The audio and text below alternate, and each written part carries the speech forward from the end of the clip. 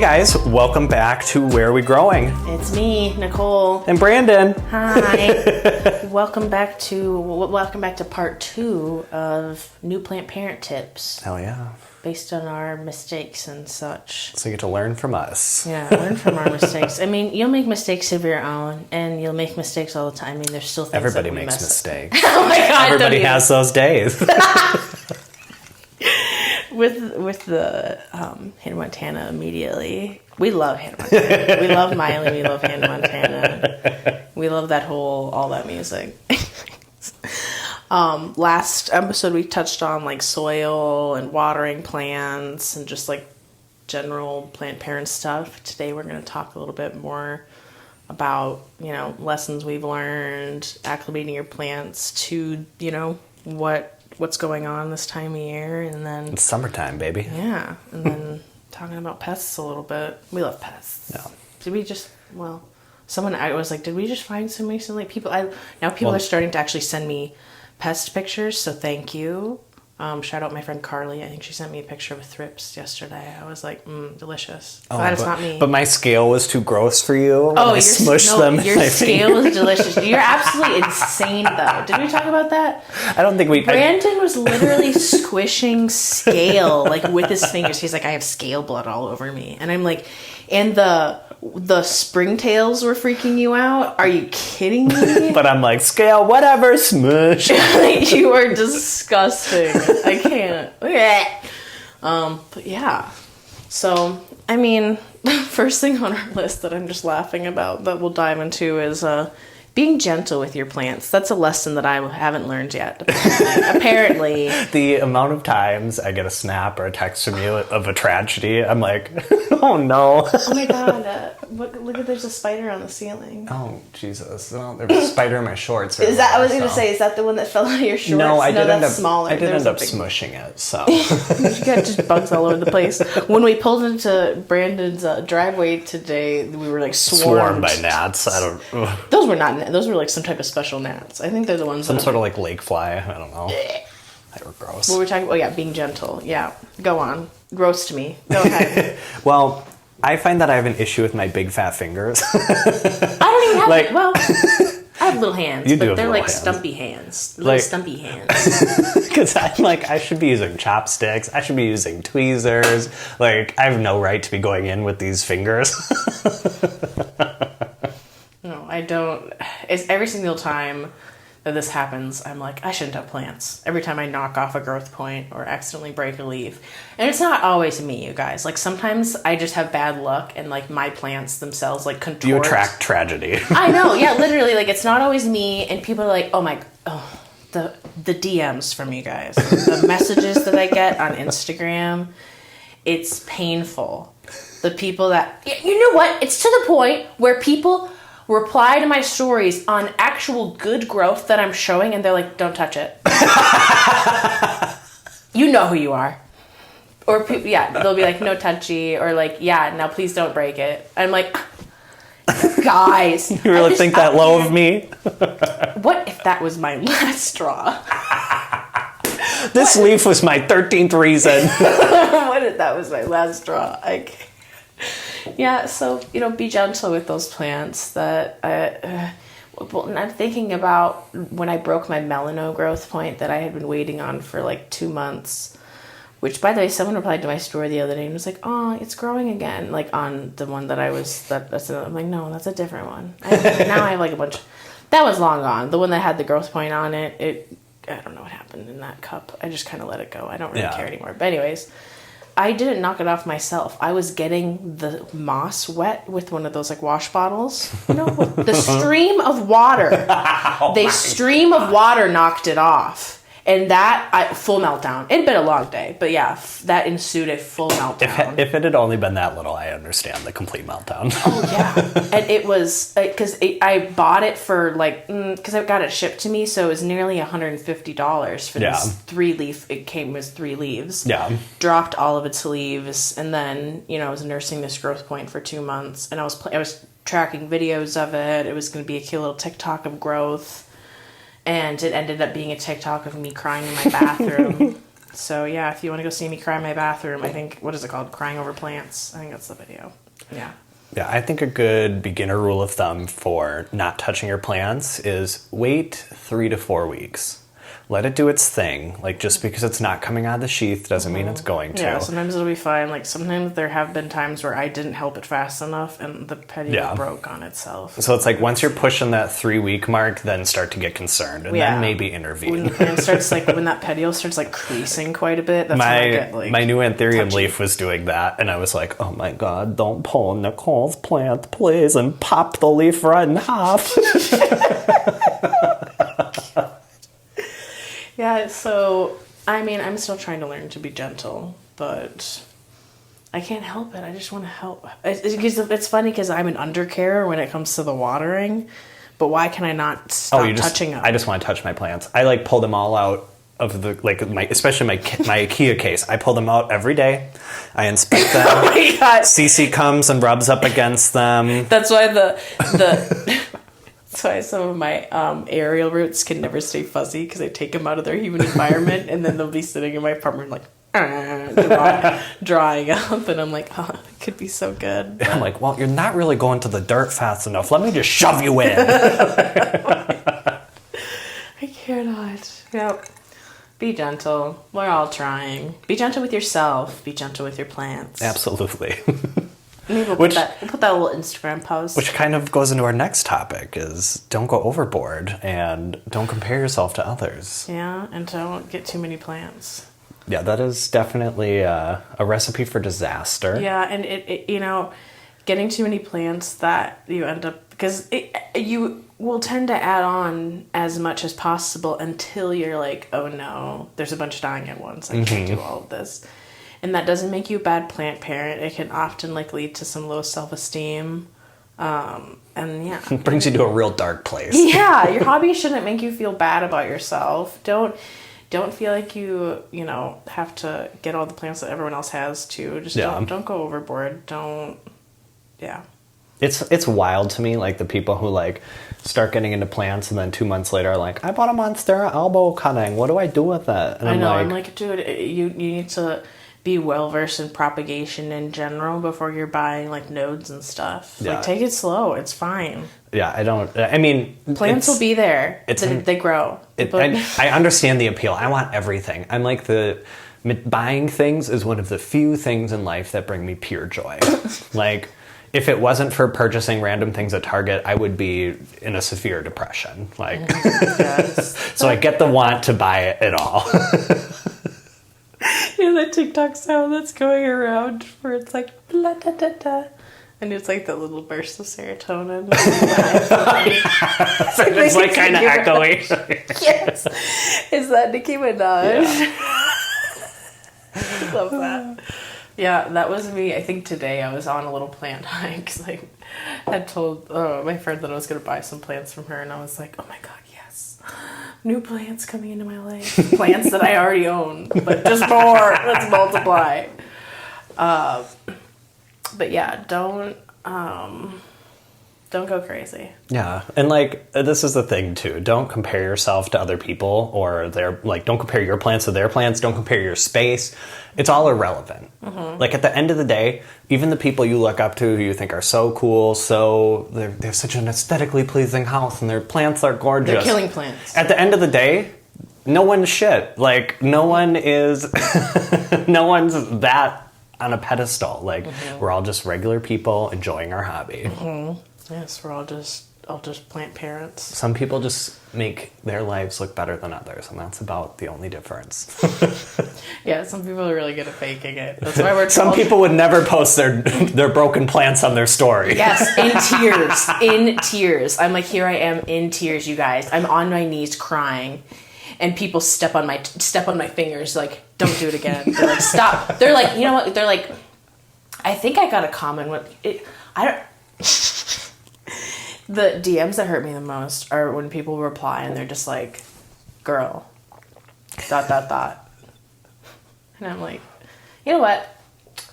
Do you want to be blocked? I don't block people, but You guys are putting me through the ringer. I'm already upset, and I'm inviting you in, and I'm being vulnerable, and you're just kicking me in the face. If you're gonna call me a bitch, get sensitive in front of it. Yeah. Please call me a sensitive bitch. Enough of that shit. Moving along.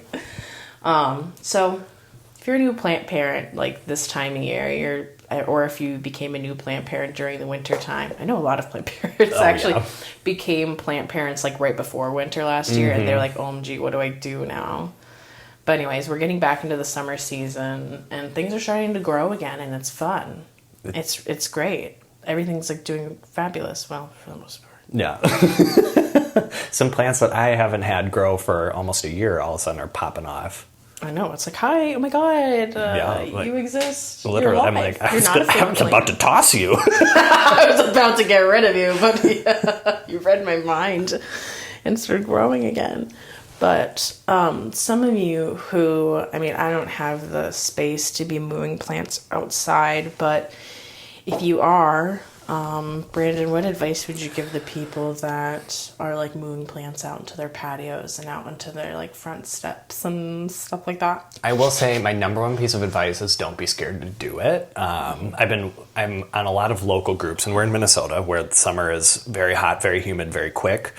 And everyone's like, here's my plant before summer, my pothos. Here it is after summer. And like the results are amazing. So like, don't be afraid to do it. You just need to like... I get scared about the pests. And this is the thing. And Holly had just talked about this in their last episode, not the one that came out today, but when a sick plant or like a weak plant is kind of on the fritz, it'll put out a hormone that's kind of like... She did a really good comparison when there's a big cat in Africa and they go for the weakest water buffalo. Where are we going? Pests go for the weakest plant. So they know because of the hormones the plant puts out when it's stressed that that's the plant to go to. So the nice thing about the plants being outside is as long as you do it properly, they'll thrive. Great. And my number one tip is just because the sun wasn't touching your plants one day doesn't mean the sun won't move 4 feet and scorch your plant the next. Take it easy. Yeah, watch them, I guess. Take it easy. I've seen way too many people burn their plant babies out in the sun. I have to show you the Monstera outside. It's bad. Like it's a double a double fenestration leaf is just. Looks like your decursiva. Yeah, just it's bad. Folded it on itself. Yeah, I guess be careful, be aware of, I guess, like not only the temperature, obviously, but the sun and the amount of sun that's coming in. Yeah, because there's so much light. Which is a good thing. Like even if your you don't, window like does a lot of. Even if you don't move your plants at all, they're still going to thrive more than they have. So good things are coming. But the thing with the light is each day the light increases. So up until whenever July 21st. 21st, yeah. Wait, so June 21st, June 21st. July, I think. I think it's July. The summer solstice is June 20. Wait. I think it's July. August, September, October, November, December. Maybe it is June. I think it's June 21st. I think you're right, yeah. Because, yep, you're right. And then I think September 21st is the other one. I don't go to enough pagan festivals to remember these dates. I only know because my mom tells me, because then she's like, oh, the days are going to start getting shorter. I'm like, thanks for the warning on the depression. I appreciate it very much.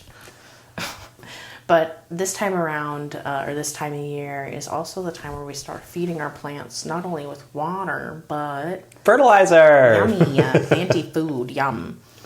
Now, first of all, do you absolutely have to fertilize? As long as you change your soil every few years, you don't necessarily need to. Yeah, absolutely. I know there's some plant parents, like some very well-seasoned plant parents, like I meant like very salty, lots of garlic powder. Season.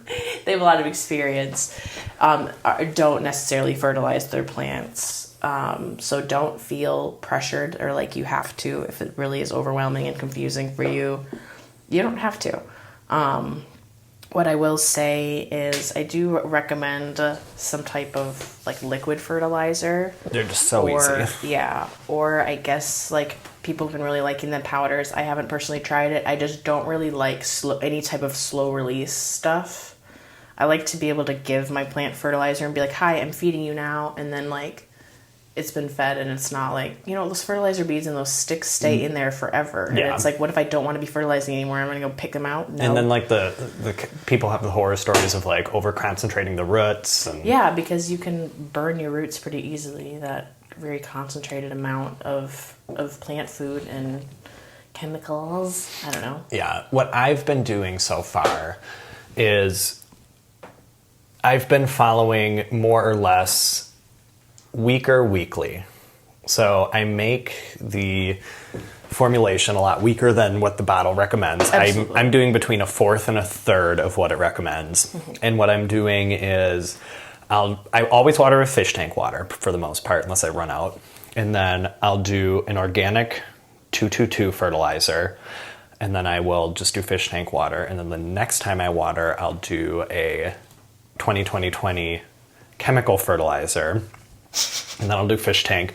And so I've been going back and forth because the organic will build up nutrients for the flora in the soil to eat. Mm-hmm. So that'll build it up over time. And then the chemical gives that instant dose. Mm-hmm. And it's been working very well. Nice. From what I've gathered. Mm-hmm. Yeah, I'm pretty chillax with the way that I feed my plants.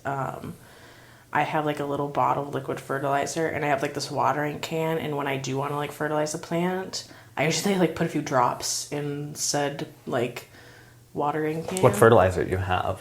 I have this stuff from Mother in Minneapolis. Oh, they're little. Yeah, they're drops, and Planty Queen sells them on their website. Yeah, it's just a little bottle, green bottle of tropical fertilizer. Mm-hmm. So I don't fertilize everything, but that covers most of my plants. Most of my plants are tropicals. I do sometimes, because you've been giving me fish tank water, so sometimes I'll do it like with that, or just water my plants with it, put it in the can, and just like, as I water plants, sometimes they just get that little blast of micronutrients or whatever. What is it? What's in there? Nitrogen? Have we gone over this? Where I'm like, what's actually in? It's nitrogen, phosphorus, and potassium. Dang, Brandon's over here with the science. And then nitrogen is really good for the foliage. Phosphorus is really good for the roots. And then potassium is really good for the overall strength and longevity of the plant. Oh my gosh, we like a lesson. Brandon's over here like, I don't know a lot about plants. I've done a lot of research, because remember when I was having my what fertilizer do I get meltdown, and then I bought every single one. Yeah, I'm very like, I don't care about it. I even went through, I think I still have a bottle of probably the Miracle Grow liquid stuff. Yeah. Which is still, it's fine. It's whatever. Yeah. It's liquid. Like if I can like actually give my plant the amount that I want to give it, and it's not just like guessing, just random. Which is a mistake I made when I had succulents, because they have that succulent and cacti fertilizer. So I was like, I'll put a pump or two every time I water. No. What happens? I'm sure it killed them. Well, I mean, there were a lot of things killing them, but they're just not meant for me. You're like, I'm going to feed my succulents. Which, really, cactus and succulents they don't need to be jacked fertilizer. up. They don't need to be jacked up. Why they will grow at their own pleasure. Just give them some bright light. You can't really exactly trick succulents into growing faster by feeding. It's not how that works. Which really, most of the time, you don't want your succulent to grow. You want it to stay how it is. Yes. But such a watering schedule. This has already messed me up multiple times, because I'm having to water like every 3 or 4 days, and I don't have the time. Okay, I really do have the time. I know. I'm just so damn lazy. I don't know how plants get thirsty. I'm home all the time. I'm there. They're right in front of my face. I don't know. I have a couple plants that are on heating mats in terracotta, in a very like chunky mixture, and they just dry out immediately. Yeah, I couldn't do that. They would be in my graveyard. I'm like, why do you look so thirsty? I just watered you. I'm like, well, I guess it's been a few days. I have no concept of real time, so. Yeah, and it's like within 4 days I need to water. I'm like, oh, it used to be every 2 weeks. Like I need some really thick, not thick, thin. I don't know. What's the opposite of chunky? What, I don't know. Porous? I don't know. Thick, yeah. Wait, did you dense. I need really dense soil so I don't have to water as often. Yeah, so if you're noticing your plants are getting thirsty more often, don't be alarmed. It's normal. Yeah, this is the season for overwaterers. Yeah, and then winter is when everything starts like, you need to cut back on your watering. We'll have a whole winter episode or winter week. We have it scheduled in our content schedule for the next... Yeah, we're trying to plan things ahead of time. You know, we do our best. Yeah, this is the most I planned with pretty much anything in my life, so... I know, I was like, are we committing to doing this for more than a couple months? I guess. Like, we're not just going to do 4 episodes and give up? Oh my gosh. You know, it does feel good to finish things. Yeah. Or to follow through. Maybe I will someday. I've heard it sounds nice. Someday I will finish something. I have a degree. Yeah, we both have degrees. I have I was like, I have a 2-year degree. What was your 2-year degree in? It's just we my talked associates. about this. Well, I know, but it has a topic, right? No. You don't need... Well, I don't... I didn't go to a technical school. I went to St. Cloud State. So it was just an associate's degree. Oh, so like basically like a pre-bachelor's degree? Yeah, because it's if you went to like if I went to like a college. Oh, but I went to the university for it instead. Like you can go to like... Okay, that makes sense. Yeah. So I just have an associate's and... Because I think I confused you because I was at Rasmussen doing like business for a little bit, and then I transferred over to St. Cloud State because I was like, I kind of want to just do in a more normal setting because Rasmussen's like 5 weeks. Yeah. You know, tangent. Hello. But yeah, what was I even talking about? Why are we talking about school? Well, we were finishing up summer season, which is when you don't have to go to school. Yeah, how did we touch on school? I don't know. Anyway. I can't rewind my brain 7 seconds. We're just going to move forward. Keep plunging through, busting right through these topics. Well, when you're a new plant parent, obviously, eventually, you're going to have to come across some pests, right? Yes. Not fun. What would you say is the most common pest? I pulled up the picture of what I think besides fungus gnats, I think. Oh yeah, I don't even consider them a pest. I know, yeah, they're just annoying. My roommate hates them. She's like, anytime she sees one, she's like, I don't know what you need to do. You need to spray these plants, and I'm like, they're kind of like they come with the territory. I know, it's just how it is. Yeah, I don't know, like, my boyfriend doesn't really say much about them. I don't know how he hasn't noticed, because, like, they'll be, like, floating in his drinks and stuff. And I'm like, are you not, that doesn't bother you? Okay. That's why I go around with more protein. I don't go around with open drinks. We have a cat. She straight up shoves her hand into the glass of water, and... Cece knocked down Brenna's drink, her water bottle, and her coffee the other day. She just went, boom, boom, boom. They all fell off the table. Like, for why? It's just for, I swear it's for attention. My cat will do things she knows will get me to come running and screaming. Watch, this podcast evolves into a cat podcast, and I don't even technically own any cats. You're becoming a cat person just by being around them so much. Well, speaking of pests, they have a parasite in their system that gets into the brains of its prey in nature, aka humans, in domestication, and then you just fall in love with them because it makes their prey like more open to them. I think I saw that TikTok. Full circle, back to pests. I think the most common pests are spider mites, at least in my... That's the first one I got. That's like the one I've dealt with the most. I haven't seen him in a while, knock on wood.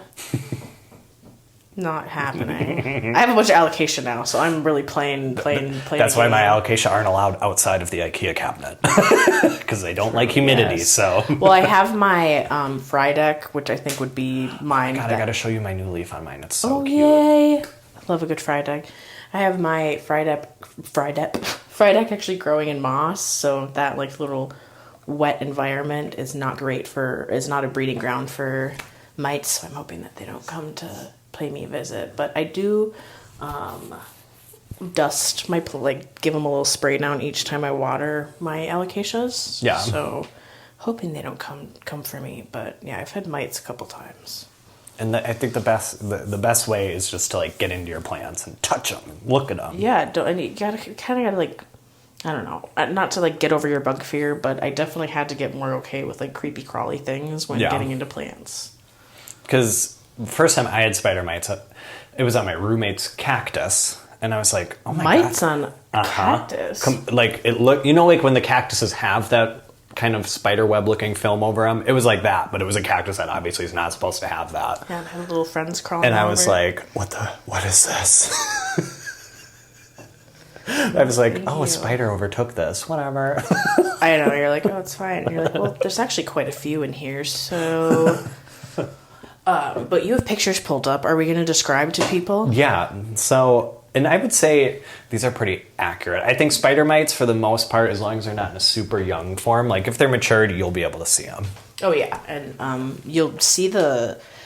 I mean, a lot of times you're not going to notice them until you see that webbing around there. But when I catch them early, they'll be on the undersides of the leaves, collecting their little eggs. Yeah. And like when they're in that stage, I find that one treatment's done 90% of the time. Yeah, as long as you're thorough, you can get them in one wipe down. Mites have been one of the easier ones for me to treat personally. Oh, there's your cracky ankles and toes again. Mm-hmm. Never ends. But one trick I did find with spider mites is if you get evening sun, either inside or outside, if you hold your plant up to like the golden hour, those webs just shine through and you can see them even if you couldn't before. Mm-hmm. Yeah, number one thing that I think I just got an Instagram message about this too. Oh, number one thing I do when I get... Oh.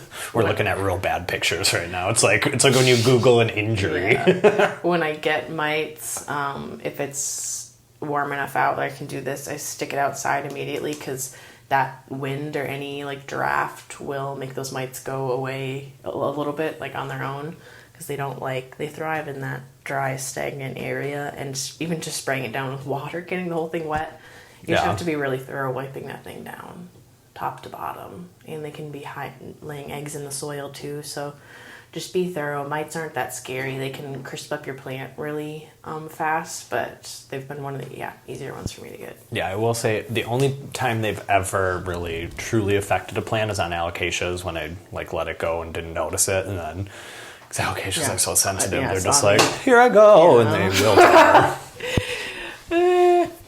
Yeah. But moving on to the next pest. Mealybugs. Mealybugs. Yum. Mealybugs would be the ones that's like looking like that cotton stuff, or like, I don't know. Sometimes it'll be they look like powdery mildew. Yeah, sometimes you'll find an actual bug. They like to be on like, I feel like they like to be in the crevices of any part of the plant. Oh God, look at that one. I don't like things that have legs like that.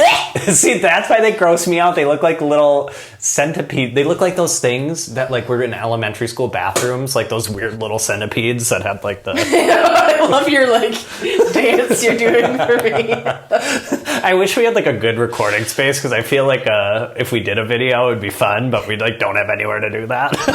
No, we're not. We can hardly get audio correct. No, we're struggling with getting our sound out there. So, how do we do TikToks? I don't know. It's really miraculous.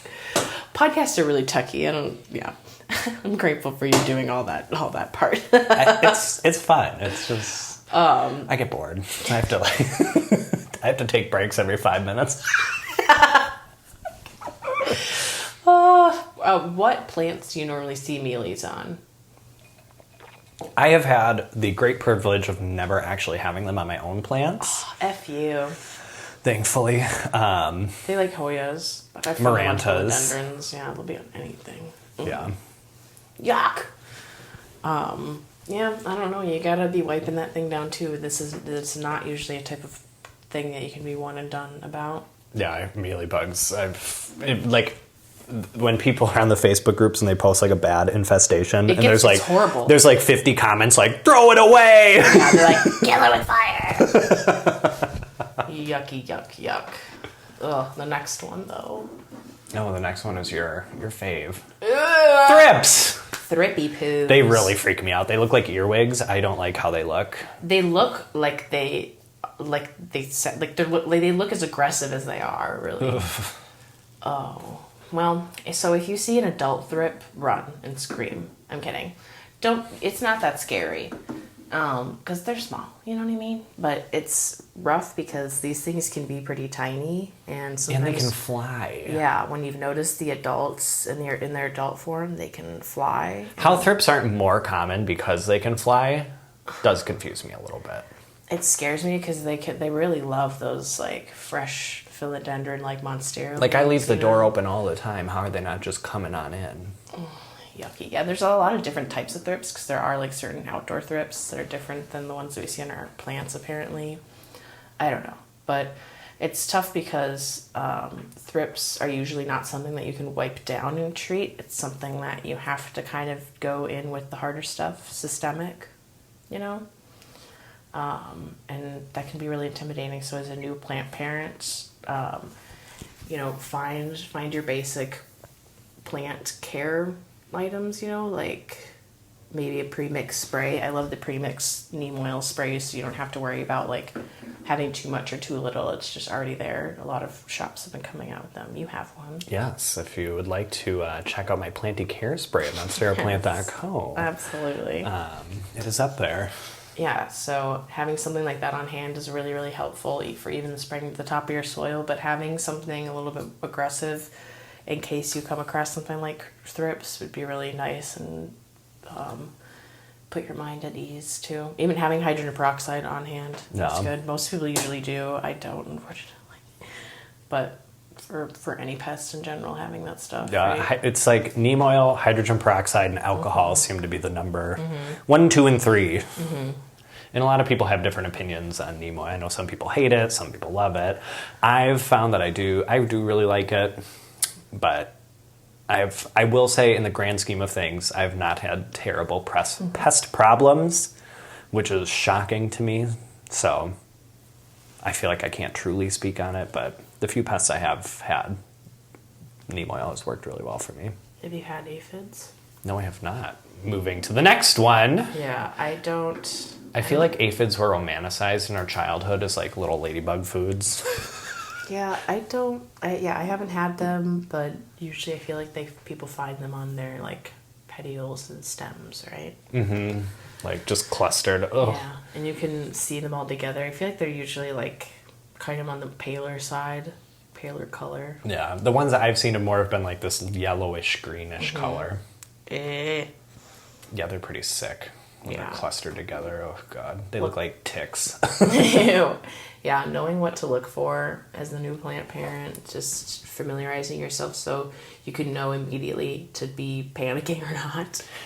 Okay, so I think a big thing that people mistake is like changes in their leaves. They immediately go to pests. They're like, oh my God, there's some spots in my leaf. Pests! Like, oh. No, and sometimes like plants are plants. They're not going to be perfect leaf each time. Sometimes plants on their own just put out something and it's like, oops, a little bit of mechanical damage. Any little like bump or scrape while a plant is unfurling can like show when it, hardens off. So it's just a learning thing. You have to kind of learn to identify what is and what isn't. And it can be hard at first. Yeah, but don't be scared. It's okay. And you can, that's why it's good to join little groups. You can ask people, post pictures. Yeah. What is or you can be this? like me and just creep on everyone and never actually say anything.